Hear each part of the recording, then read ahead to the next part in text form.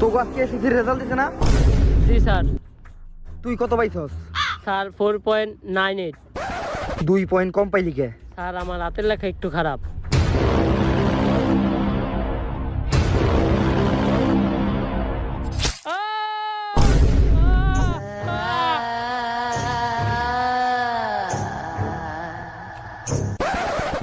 তোর পয়েন্ট কত? 4.99।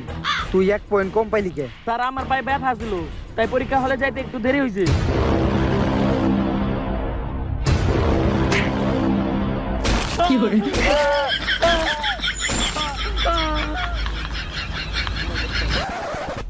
তোর রেজাল্ট কি? স্যার আমি ফেল করছি।